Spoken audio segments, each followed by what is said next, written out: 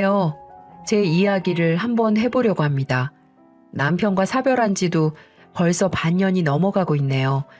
마치 그 남편과 보냈던 모든 시간들이 꿈을 꾼 듯 점점 기억에서 희미해져 가는데 그게 너무 속상하더라고요. 남편의 향기도 얼굴도 말투도 이제는 희미해져 그나마 핸드폰으로 찍은 영상들과 사진들을 보면서 다시금 기억을 되새기기를 반복하고 있어요. 죽을 듯 아픈 힘겨운 시간들을 견디고 나니까 남편이 이렇게 희미해지다니 참 신기한 것 같습니다. 남편은 참 사랑이 그리웠던 외로운 사람이었어요. 온전한 부모가 있음에도 불구하고 늘 외로운 그늘이 있었던 사람. 그치만 모든 이에게 참 다정하고 친절을 베풀며 성실하게 살았던 사람이죠. 막 20살이 되었을 때 알바를 처음으로 하게 되었고 첫 알바를 하던 그때 동갑의 남편을 만나게 되었어요. 저보다 알바를 시작한 지가 몇 달 앞선 남편이 저를 하나씩 가르쳐 주었고 그렇게 친해지다 연인 사이로 발전하게 되었죠.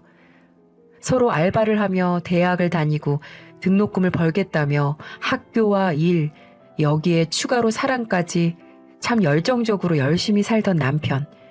저희가 첫 직장에 취직을 하고 그렇게 서로의 성장하는 과정을 곁에서 지켜주고 함께하던 남편은 저에게 가족 그 이상의 존재였습니다. 저희 집은 평범하게 화목한 가정, 딱 그런 느낌이었고 남편은 좀 달랐어요. 차남에 형을 둔 남편의 집안은 장남에 상당히 민감하고 예민한 전형적인 옛사람들이 가득한 곳이었고 차남이란 이유 하나로 평생을 비교 속에서 그리고 차별 속에서 살아야 했던 남편은 부모의 사랑을 받고 싶어 정말 별짓을 다 해봤지만 왜 그렇게까지 매정하셨는지 모르겠어요. 장남 하나만 있으면 딱 좋았을걸. 니네 형 외동으로 키우려 했는데 네가 생기는 바람에 어쩔 수 없이 낳기는 했다만 내 뱃속으로 낳았는데도 어쩜 너는 정이 안 가니? 어렸을 때는 그래도 귀여워서 봐줄만 했는데 인물도 성격도 행동도 뭐 하나 우리 집안이랑 맞는 게 하나도 없는 네가 가끔은 친자식이 맞나 의심스럽다. 너 미성년자 딱지 떼면 바로 독립해. 부모로서의 책임은 딱 미성년자 때까지니까 그 이후는 네 인생 네가 알아서 살고. 이 모든 말들은 남편이 항상 늘 듣던 말들이에요. 정말 의심스럽지 않으세요? 어떻게 친자식에게 이렇게 말할 수 있는지. 그래서 남편이 몰래 유전자 검사도 해봤는데 친자식이 맞다고 일치한다고 나왔대요. 시댁에서 대체 왜 저렇게까지 남편에게 그러는지가 연애하는 10년 내내 궁금했지만 남편도 모르는 이유를 저라고 알 방도는 없었습니다. 듣기만 해도 눈물 나는 차별 속에서 살았던 남편의 유년 시절은 아픔과 상처만 가득했다는 걸 너무나 잘 알기에 연애 기간 내내 정말 온 힘을 다해 그 사람을 사랑해줬어요. 화가 나도 사랑으로 보듬어줬고 늘 그렇게 하나씩 숙제처럼 풀어가며 살았고요. 저희가 결혼을 하겠다고 시댁에 찾아갔을 때도 당황스러웠던 게 본가가 이사를 갔더라고요. 남편에게 말도 전하지 않은 채 말이죠. 놀란 마음에 남편이 전화를 걸었지만 돌아오는 대답은 더욱더 충격적이었어요. 어머니, 저 혹시 이사하셨어요? 이사했다. 왜? 아니, 어떻게 알았니? 혜빈이랑 드릴 말씀이 있어서 찾아왔는데 이사하신 것 같아서 연락드렸어요. 아휴, 이사한다고 해서 네가 뭐 보태줄 것도 아니고 너 이제 독립해 나간 자식인데 부모 일 하나하나 말해줘야 할 의무도 없지 않니? 그리고 오기 전에 미리 전화를 하고 시간 되는지를 물어본 뒤에 약속 날짜를 잡고 와야지. 막무가내로 그렇게 들이닥치는 게 맞니? 넌 생각이 있니 없니? 왜 늘 생각이 짧어? 하는 행동 하나하나가 원? 죄송해요. 오랜만에 가족들 보고 싶기도 하고 겸사겸사 서둘러 오고 싶은 마음에 죄송해요. 제가 생각이 짧았네요. 하고 싶은 말이 뭔데? 그 혜빈이랑 결혼하려고 해요. 그래서 두 분께 정식으로 보여드리고 허락 받으려고요. 알아서 해라. 뚝! 그렇게 전화가 끊겼어요. 이게 저도 사연을 써내려가면서도 다들 믿으실지 모르겠지만 친엄마가 본인 아들에게 하는, 그것도 아무 잘못도 없는 아들에게 하는 행동과 말투가 맞습니다. 한참의 정적이 흐른 뒤 남편이 다짐한 듯 말하더라고요. 나는 이제 자기랑 가족이 될 거고 나 가족들 없어. 지금부터 내 가족은 자기, 그리고 언젠가 태어날 우리 아이, 딱 이렇게만 우리 가족이야. 그냥 이제 내가 버릴래, 저 가족들. 나는 자기 선택 존중해. 뭐든 괜찮아. 자기만 괜찮은 거면 내 생각하지 말고. 어차피 우리 둘이 살 건데 우리 마음이 중요하지. 안 그래? 우리 집으로 가자. 눈물 나는 거 꾹꾹 누르고 저희 집으로 가서 결혼 허락을 받고 진행해서 결혼을 했어요. 다행인 건 편견 없이 더 묻지도 따지지도 않고 오로지 제 남편의 있는 그대로의 모습만을 보고 인정해 주셨던 참 멋지고 감사한 부모님이 이제 엄마 아빠는 우리 아들이라며 앞으로는 딸 남자친구 아니고 딸 남편도 아닌 우리 아들로 살자고 해주셔서 부모님과 저희는 끌어안고 펑펑 울었네요. 저런 아픔이 있는 남편이지만 참 성실하고 현명했던 사람입니다. 환경이 힘들었을 텐데도 본인 스스로 열심히 노력을 해서 명예와 부를 얻은 사람이고 그 사람의 모습을 배우고 새기며 그렇게 행복한 결혼 생활을 하게 되었어요. 결혼하면 많이 다툰다고 하던데 저희는 결혼을 하고 서로 뭔가 더 안정적이 되어서 오히려 더 애틋해지고 끈끈한 그런 사이가 되었습니다. 사실 시댁에서는 남편에 대해서 관심이 전혀 없어서 정확히 어떤 직업을 갖고 있는지, 돈은 얼마나 있는지 뭐 이런 거 하나도 모르고 살고 있었고 저런 부분 말고도 정말 사소한 거 하나까지도 남편에 대해서 아는 게 없었어요. 시댁과 연을 끊고 살자고 남편이 저와 함께 찾아가 말씀을 드렸고 이때도 참 태도가 정말 충격적이었어요. 이유를 모르겠어요. 어머니 아버지, 제가 뭘 그렇게 잘못했길래 한평생을 이렇게 차별 속에서 자랐는지를 모르겠다고요. 본인 자식도 아닌 자식도 가슴으로 낳은 자식이라고 그렇게 사랑으로 보듬고 품어주는 게 부모인데 저한테만 왜 그러시고 언제까지 그러실 거예요? 에휴, 우리라고 뭐 마음이 편하겠니? 그치만 너는 어째 정이 안 간다. 뭐 하나를 해도 같이 있으면 불편하고 뭔가 객식구가 자꾸 내 집에 있는 기분이 드는 걸 어쩌니? 그리고 네 기에 형이 기가 눌려서 제 뜻을 펼치지도 못하고 사는데 우리가 좋게 볼 수 있겠니? 네가 장남도 아니고 귀한 장남은 니네 형인데 안 그래? 장남이 요즘 세상에 뭔데요, 장남이. 그리고 제 기에 형이 기가 눌렸다고요? 반대로 말씀하신 거 아닌가요? 저는 늘 구박에 차별을 받으면서도 성공밖에 내 길이 없다는 걸 그 어린 나이에도 알아서 공부하고 또 공부하고 공부한 거 말고는 이 집에서 한 게 없어요. 형은 늘 사고치기 바빴고 어머니 아버지는 수습하기 바쁘셨고 제가 도대체 뭘 잘못했나요? 아우, 옛날 얘기 꺼내서 뭐하니? 그게 다 이유가 있어. 내가 사주를 보러 100군데를 돌아다녀봐도 네 형은 대성할 팔자라는데 네 기에 눌려서 네 사주에 눌려서 네 형이 뜻을 펼치지도 못하고 산다고 하더라. 장남이 잘 돼야 친척들 사이에도 얼굴 빳빳하게 들고 그렇게 살 텐데 이 모든 게 네가 태어나는 동시에 시작된 악몽이야. 그런 널 여태 잘 키워준 거에 감사하게 생각하고 살아야지 어디서 감히? 네, 그래서 이제 그만하려고요. 부모 자식 연 끊고 앞으로 서로 어떻게 되든 남보다 못한 사이로 꼭 소식도 모르는 채 그렇게 살아요. 누구한테 말도 못해요. 내 친부모한테 평생의 차별 속에서 방관 속에서 살았다고 말하면 누가 믿겠어요? 제가 유전자 검사도 해봤는데 저 친자식 맞더라고요. 차라리 아니길 바랬어요. 두 분이 비정상이라고 생각하고 싶지 않아서. 그런데 이제는 제가 두 분 버리려고요. 두 번 다시 연락 마시고 그 어떠한 순간에도 절대 저희는 부모 자식 아닙니다. 결국 키워준 거 보답하진 못할 망정 네가 원하는 게 연 끊는 거니?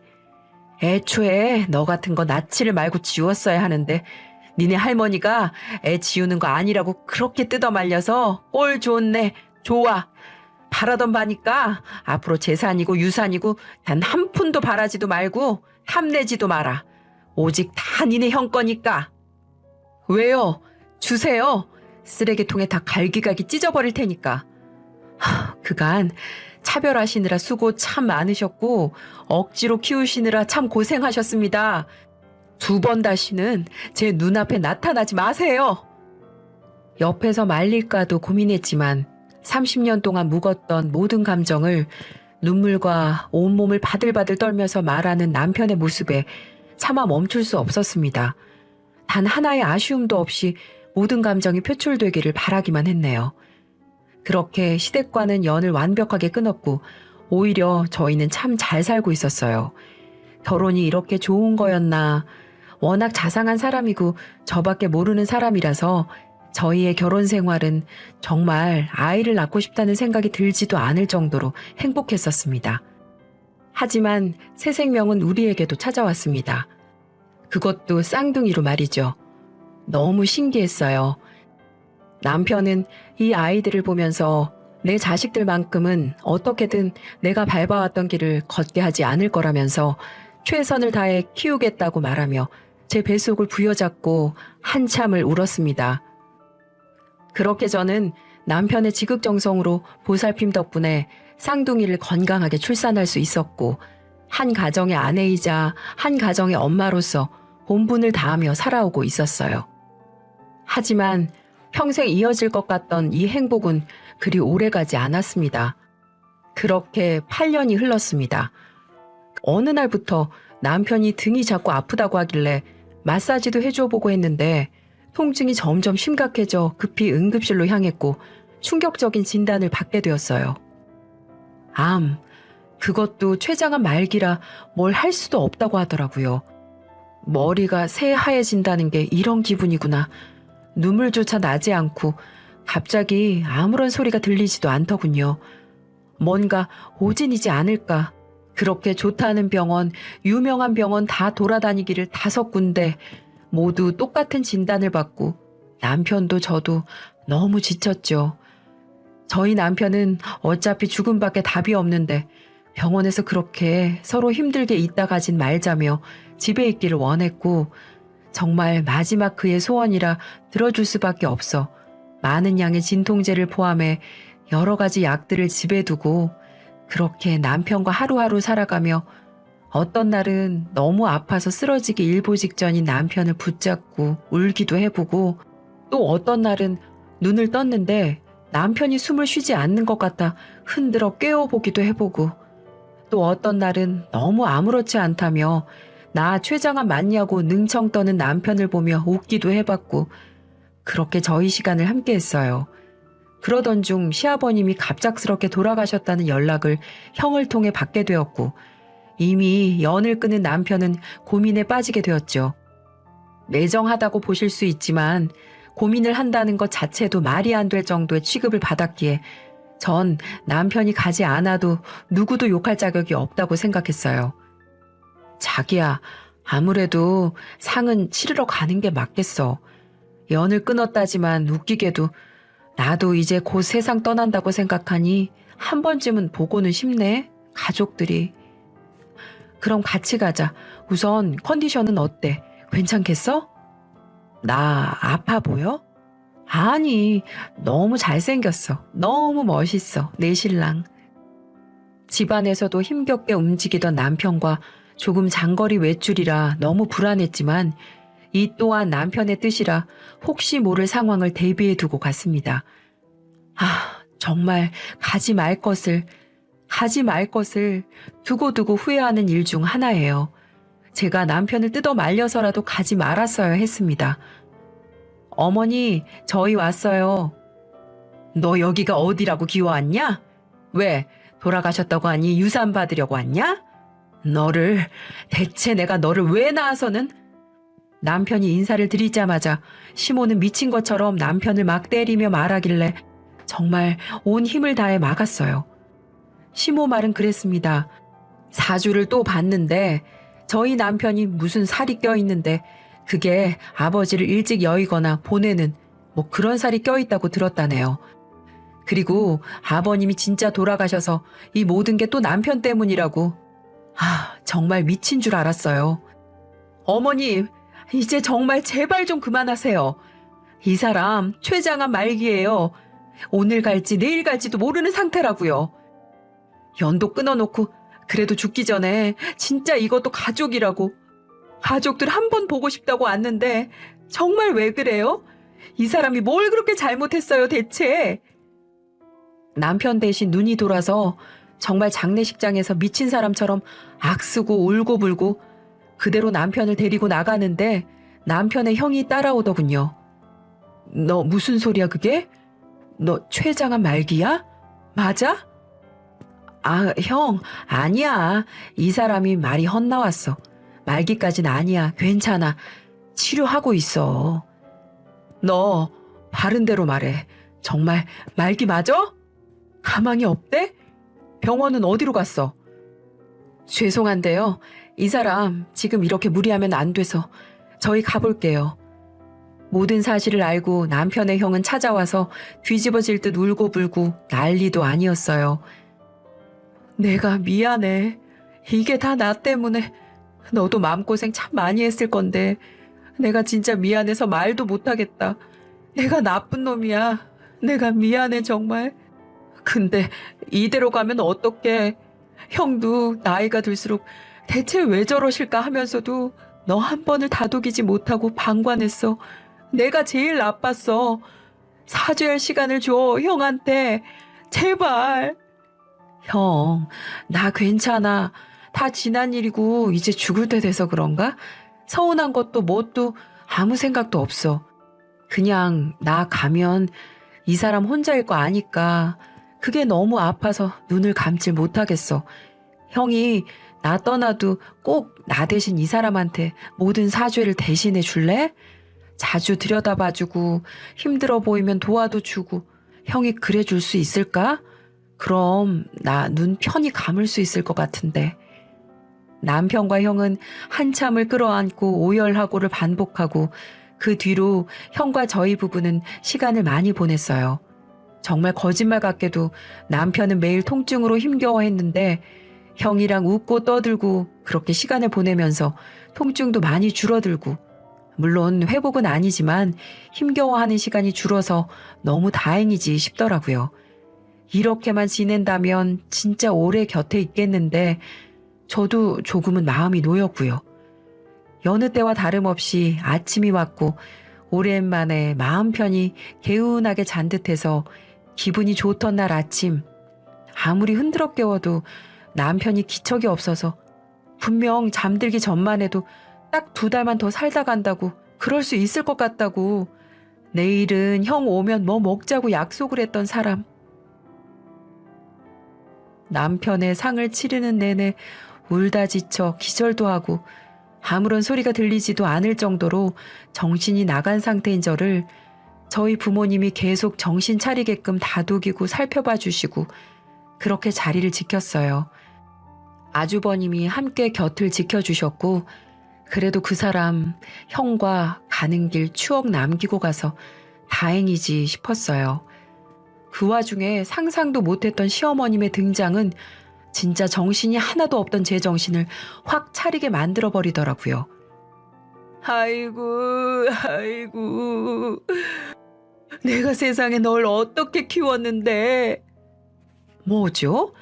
제가 잘못 들은 걸까요? 갑자기 나타나서는 연기를 하며 서글프게도 울던 시어머님의 모습에 정말 저, 그리고 아주버님, 저희 부모님 모두가 아무 말도 못하고 한참 그 모습을 바라보고만 있었어요. 새아가, 네가 상심이 크지? 그러게, 가족이면 같이 살고 그래야 이런 일이 있어도 미리 막고 했을 건데 매정도 하지. 부모 자식의 천륜을 저버리고 니들이 결국은 이렇게 갈 거면서. 왜 그러세요 저한테? 미치셨어요? 쇼하지 마세요. 뭐 하는 짓이에요? 당장 여기서 나가세요. 정말이지 이해가 되질 않아서 왜 그러시냐고 묻고 또 묻고 한참을 물었지만 쇼는 거기서 끝나질 않더군요. 그때 아주버님이 뭔가 꾹 참고 계시다 폭발하시듯 입을 열으셨어요. 엄마, 제발 그만 좀 해. 제발. 엄마 진짜 사람 맞아? 엄마가 진짜 사람이긴 해? 그렇게 갑자기 엄마 행세를 한다고 유산이 뭐 엄마한테 와? 진짜 그만 좀 해. 제발. 어떻게 장례식장까지 찾아와서 그럴 수 있어? 뭐? 너 지금 엄마한테 뭐라고 한 거야? 네가 어떻게 엄마한테. 그래, 내 배 아파서 낳은 새끼인데 유산을 왜 저게 가져가? 내가 엄마인데 내가 가져야지. 안 그러냐?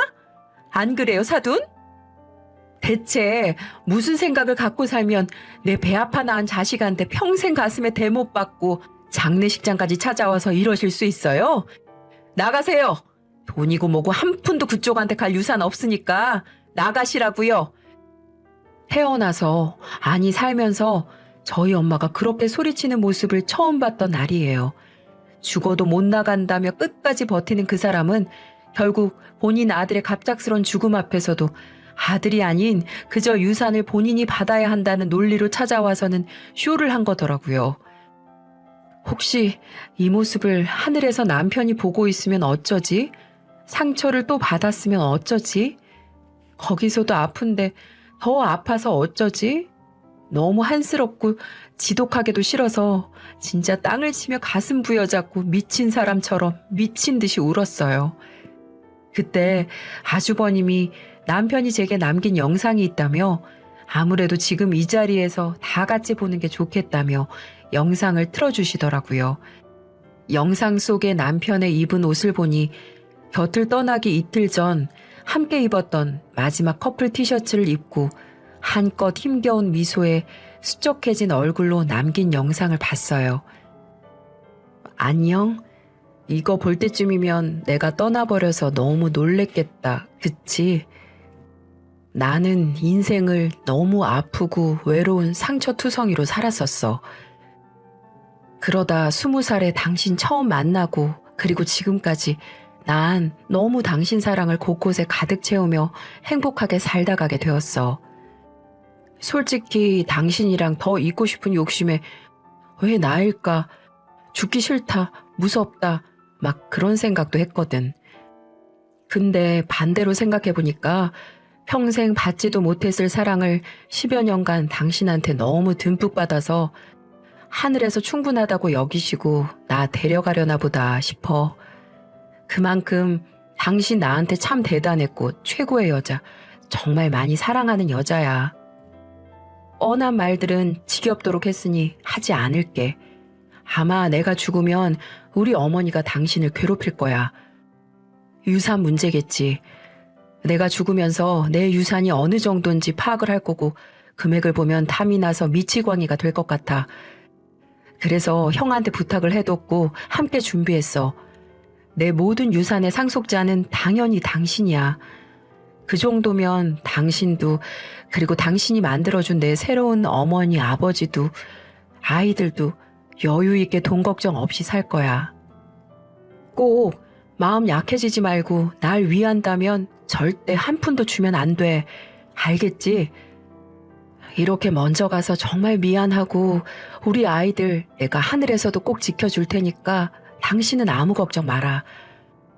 끝까지 울지 않으려고 했는데 이게 마지막이라고 생각하니 너무 눈물이 나. 제 아내로 와줘서 정말 고맙습니다. 부족한 나와 인생을 함께 해줘서 감사합니다.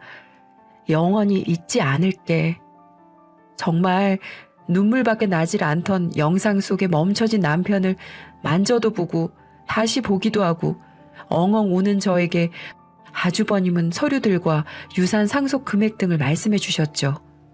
시모가 아주버님에게 주었던 30억 원 정도의 건물을 남편에게 아주버님이 넘겼고 그걸 남편이 저에게 유산으로 남겼더라고요.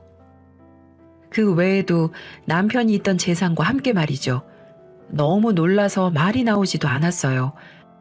시댁이 건물주 집안이라 건물과 땅 이런 게 많다고는 알았지만 흔쾌히 넘겨주셨을 아주버님도 감사하고 그래도 그 사람 이것 때문에라도 조금은 편하게 눈 감았겠구나 싶더라고요.